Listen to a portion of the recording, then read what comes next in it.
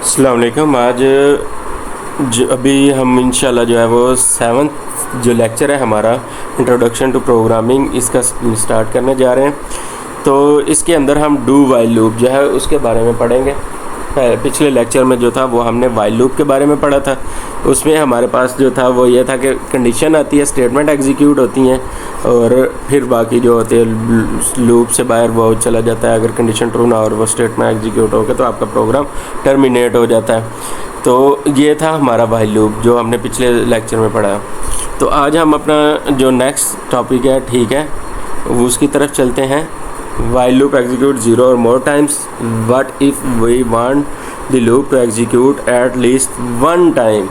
अब अगर वो कह रहा है कि अगर हम at least one time जो है वो इसको रन करवाना चाह रहे हैं कि हाँ हमारा जो लूप है वो एक दफ़ा at least रन हो, तो फिर उसके लिए क्या हम करेंगे? तो उसके लिए हमारे पास जो लूप है वो डू वाइल लूप है, ठीक है।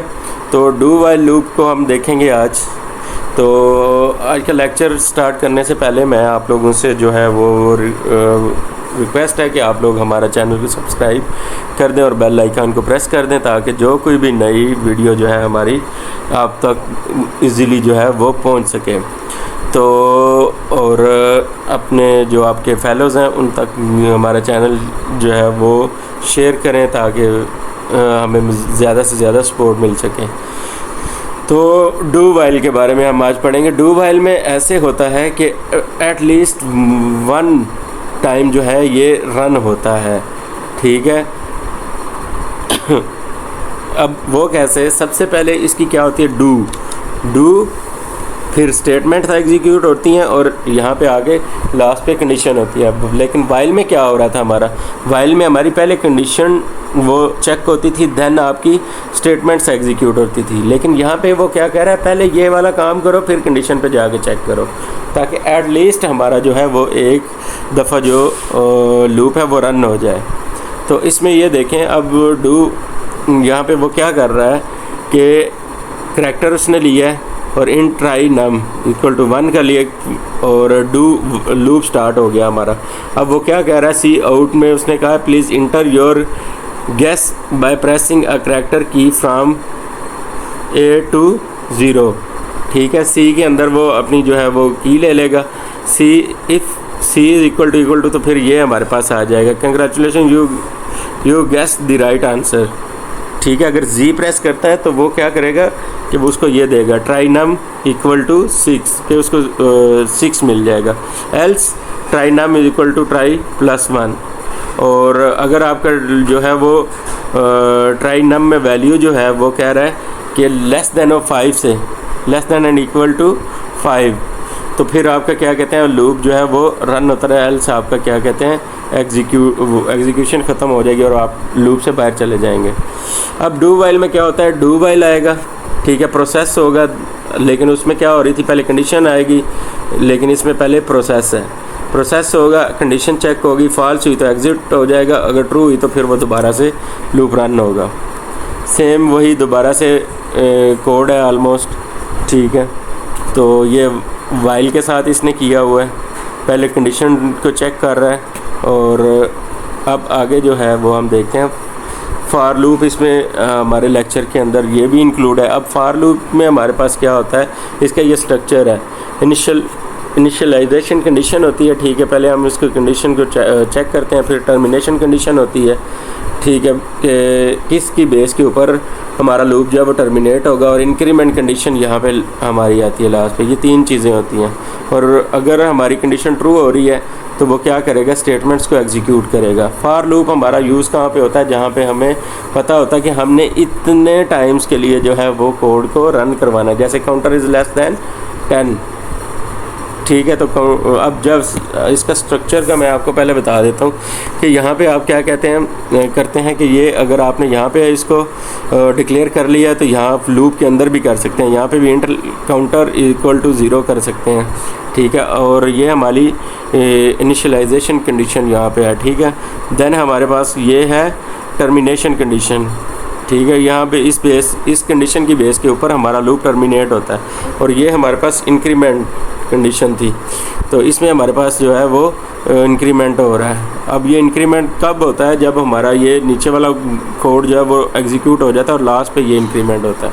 ठीक है, फिर वो दोबारा आता है, आके चेक करता है कंडीशन को और फिर वो ऐसी तरह से हमारा रन होता रहता है। अब 0 से लेकर 9 तक हमारे पास जो है वो आउटपुट आ जाएगी। टेबल फॉर 2 का टेबल बनाना है, ठीक है, वो सेम इसी तरह से हमारा बन जाएगा। कैलकुलेटर टेबल ये उसका उन्होंने बताई हुई है, कोड है, आउटपुट उसकी इस तरह से हमारे पास आ जाएगी। अब स्टार्ट होता है काउंटर 1 से, ठीक है, इनिशियल उसने कर दिया, इनिशियलाइजेशन कंडीशन है, वाइल है, ठीक है, काउंटर है, फिर ये उसका लिए उसने टेबल की एग्जांपल दी हुई है। और कोई भी टेबल है, ठीक है, वो आप यहाँ पे ले सकते हैं।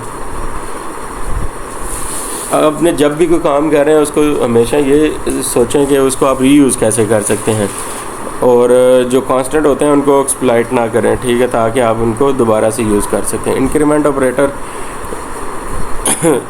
ये दोनों सेम होते हैं, काउंटर प्लस प्लस और counter is equal to counter plus 1, ठीक है, ये दोनों सेम होते हैं। ये आपका 1 का इंक्रीमेंट करते हैं। अगर हम यहाँ पे 2 कर दें तो ये जो है ऊपर वाला हमारे पास जो है ये बाय डिफ़ॉल्ट 1 का इंक्रीमेंट करता है, और अगर यहाँ पे हम 1 की जगह पे 0.5 कर दें तो 0.5 का इंक्रीमेंट हो जाएगा। जितना हम प्लस 1 की जगह पे जो लिख देंगे उसी हिसाब से होगा। सो पोस्ट डिक्रीमेंट भी हमारे पास इसी तरह से होता है, ठीक है, इसका भी सेम वही पर्पज़ है, ठीक है, ये भी सेम वैसे ही काम कर रहा है, ये भी सेम है।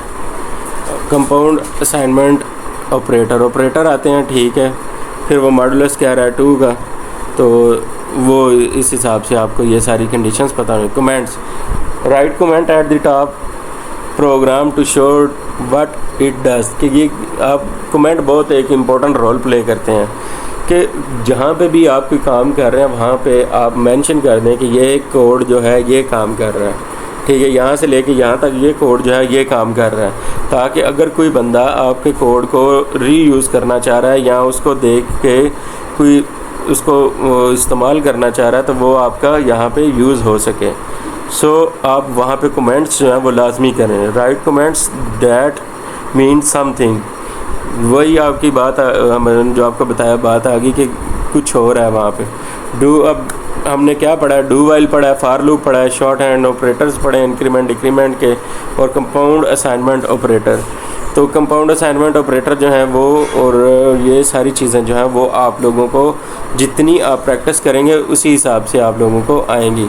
तो आप लोगों ने प्रैक्टिस मस्ट करनी है। जो भी कोड्स आप लोगों को यहाँ पे स्लाइड्स के अंदर प्रोवाइड किए जा रहे हैं आप लोगों ने उनको लाजमी गो थ्रू करना है। तो इंशाल्लाह नेक्स्ट लेक्चर के साथ हम दोबारा हाज़िर होंगे। हमारे चैनल को सब्सक्राइब कीजिएगा और बेल आइकन को प्रेस कर लीजिएगा ताकि CS201 से रिलेटेड कोई भी आपको नई चीज़ जो है वो हम यहाँ पे अपलोड करें तो आपको वो अवेलेबल हो।